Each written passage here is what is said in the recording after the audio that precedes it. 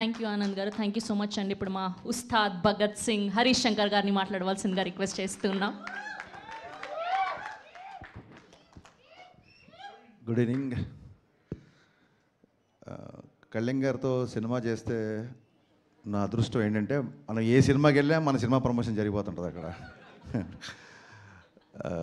First ఒక director పక్షపాతిగా trailer చూడగానే నాకు ఫస్ట్ నాని గురించి మాట్లాడించింది. నాని ఎక్స్ట్రాడినరీగా ఉంది ట్రైలర్, సూపర్ కట్. అతనే ఎడిటర్ అని కూడా చెప్పారు. సో ఇంకేముంది, సవ్యసాచి ఒక డైరెక్టర్ కమ్ ఎడిటర్ అవుతే సినిమా డబల్ కమ్ ఎయిట్ ఇంకేముంది అంతకంటే. అండ్ ఇందాక చెప్పినట్టు పొలిమేర ఫంక్షన్కి వెళ్ళాను నేను, కామాక్షి అండ్ అనిల్ గారు అప్పుడు పొలిమేర ఫంక్షన్కి వెళ్ళాను. అది పొలిమేర 2 అయింది, 3, 4, 5 కూడా అవ్వచ్చు తెలియదు. అలాగే బీమ్స్ ధమాకా ఫంక్షన్కి వెళ్ళాను నేను. So the rest is history. Naresh గారితో అండ్ మా విజయ్ నాంది. సో అలాగే అదే ఆ రకంగానే చిట్టూరు సీన్ గారికి పవన్ గారికి కూడా అదే సెంటిమెంట్ వర్కౌట్ అవ్వాలని మనస్ఫూర్తిగా నమ్ముతూ ఈ సినిమా పొలిమేరలు దాటి ధమాకా సౌండ్ ఇవ్వాలని మనస్ఫూర్తిగా కోరుకుంటున్నా. చాలా మా విజయ్ చెప్పినట్టు చాలాసేపు మాట్లాడారు అందరూ. డైరెక్టర్ గారు కోర్స్ ఫస్ట్ సినిమా ఎమోషన్ ఆయన, కామాక్షి గారు చాలాసేపు మాట్లాడారు, అలాగే మా డైరెక్టర్ గారు. నా ఆశ్చర్యం ఏంటంటే వీళ్ళందరూ కలిసి 2 గంటల సినిమా ఎలా తీశారని. So that is going to be the biggest surprise అని నా feeling. I'm waiting for that surprise. And Ramesh Reddy గారు ఎక్స్ట్రానరీగా ఉన్నాయండి మీ విజువల్స్, సూపర్. అండ్ మీరు చాలా ఫాస్ట్ అని చెప్పారు నరేష్ గారు. That is the need of an hour actually. So మీ ఇద్దరి గురించి మాట్లాడాలి, బట్ మీ ఇద్దరి గురించి అందరి గురించి మీరే మాట్లాడారు. మళ్ళీ మీ ఇద్దరి గురించి నేను మాట్లాడే వెంటనే హర్ష అండ్ జీవన్. చాలా టైం అయిపోయింది యాక్చువల్గా. చిట్టూరు సీన్ గారి గురించి చాలా మాట్లాడాలి నేను. మేబీ సక్సెస్ మీట్కి మళ్ళీ అప్పుడు ఆయన గురించి చెప్తాను నేను, చిట్టూరు సీన్ గారి గురించి డెఫినెట్గా. నరేష్ గారి గురించి ఖచ్చితంగా మాట్లాడాలి. నేను ఈవీ గారి సినిమాలు చూసిన తర్వాతే నేను సినిమా రైటర్ అవ్వాలనుకున్నాను. అక్కడి నుంచి నా జర్నీ స్టార్ట్ అయింది. సో పరోక్షంగా నా సినిమాల్లో ఏమాత్రం ఎంటర్టైన్మెంట్ బాగుంటుందన్నా, పాటలు బాగుంటాయన్నా, ఇంకేమన్నా నా సినిమాల్లో నచ్చే విషయాలు ఉంటే మట్టుకు వాటి మీద నాకు ఈవీ గారి యొక్క స్ట్రాంగ్ ఇన్ఫ్లుయెన్స్ నా మీద ఉందండి. ఆయనతో డైరెక్టర్ అయ్యాక కలిసే నేను ఒకసారి, బట్ ఆయనతో ఎక్కువ టైం ఎప్పుడు స్పెండ్ చేయలేదు. ఆ రిగ్రెట్ ఎప్పుడు ఉంటుంది నాకు. సో నరేష్ గారి ఫంక్షన్కి నాకు ఎప్పుడైనా ఇన్విటేషన్ వచ్చిందంటే నేను ఇంకా సెకండ్ థాట్ కూడా ఉండదు, నాకు ఇమ్మీడియట్గా నేను వచ్చేస్తాను అంటాను. ఎందుకంటే నేను డాడీతో ఎక్కువ టైం స్పెండ్ చేయలేకపోయాను. At least I have that privilege now.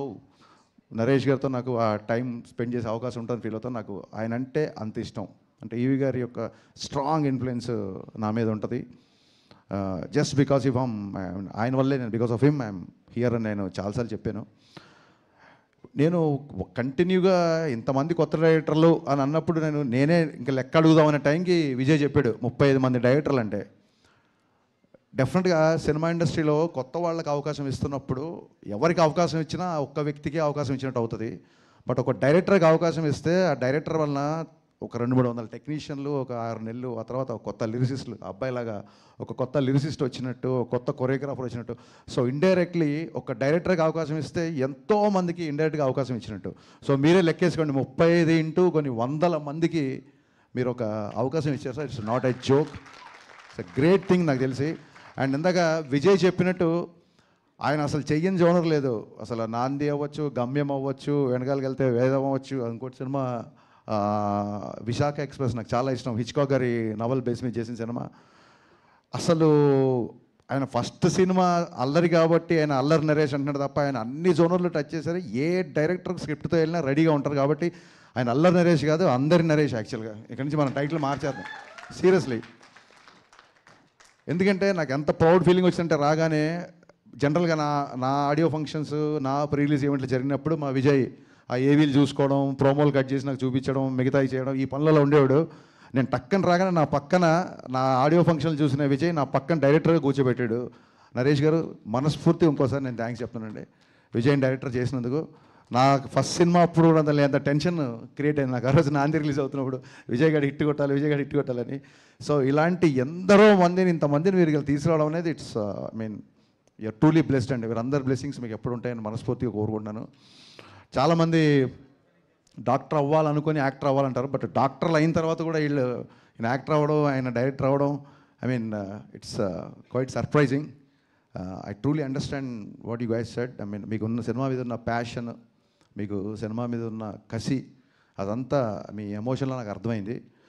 ఒక బుల్లెట్ ట్రైన్ లాగా దూసుకుపోతున్న బీమ్స్, ఒక బుల్లెట్ ట్రైన్లా దూసుకుపోతున్న బీమ్స్ ఈ రైల్వే కాలనీ దగ్గర ఆగి ఇక్కడ మీ అందరితో ట్రావెల్ చేసి దీనికి ఒక అద్భుతమైన మ్యూజిక్, మంచి పాటలు, మంచి బ్యాక్గ్రౌండ్ స్కోర్ ఇచ్చారని చెప్తున్నారు. ఒక డైరెక్టర్ ఎగ్జైట్ అవ్వకపోతే, ఒక రచయిత ఎగ్జైట్ అవ్వకపోతే అంతసేపు మాట్లాడండి బ్యాక్గ్రౌండ్ స్కోర్ గురించి. I'm truly looking forward for this film. ఇకపోతే నేను నా ఐబొమ్మ ఇన్సిడెంట్ తర్వాత ఫస్ట్ టైం నేను మీడియాని చూస్తున్నాను కాబట్టి ఖచ్చితంగా మనందరం సినిమా ఇండస్ట్రీ తరఫున చెప్పుకోవాలి. పైరసీ సినిమాలు చూపించే ఐబొమ్మడికి ఒరిజినల్ బొమ్మ చూపించిన యావత్తు పోలీస్ యంత్రాంగానికి, సివి ఆనంద్ గారికి, మా సత్యనారాయణ సార్ గారికి, ఇండస్ట్రీ తరఫున మనందరి తరఫున మనస్ఫూర్తిగా కృతజ్ఞతలు చెప్పుకుంటూ 21 నవంబర్ 12A రైల్వే కాలనీ నాతో పాటు చూడొచ్చు. నేను కూడా మార్నింగ్ షో చూస్తున్నాను.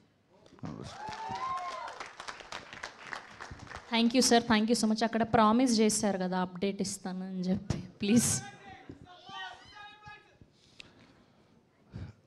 ఇక్కడ చదివా నేను, మనుషులు ఎందుకు నోరు జారుతారు అంటే నాలుక తడిగా ఉంటుంది కాబట్టి అంట. జోక్. సో రాగానే జీవన్ క్వశ్చన్ తప్పించుకుందామని ఇస్తానులే అప్డేట్ అన్నాను. నేను మర్చిపోలేదు, బట్ మర్చిపోదాం అనుకున్నాను, బట్ వాళ్ళు మర్చిపోలేదు. యా, ఉస్తాద్ భగత్ సింగ్ సాంగ్ డిసెంబర్లో ఉంటుంది. సాంగ్ డిసెంబర్లో రిలీజ్ చేస్తున్నాం. డేట్ అనేది కన్ఫర్మ్ చేసి చెప్తాను. Thank you. Thank you Harish గారు, థ్యాంక్ యూ సో మచ్. ఇంకేమాత్రం ఆలస్యం చేయకుండా మన అల్లరి నరేష్ మన అందరి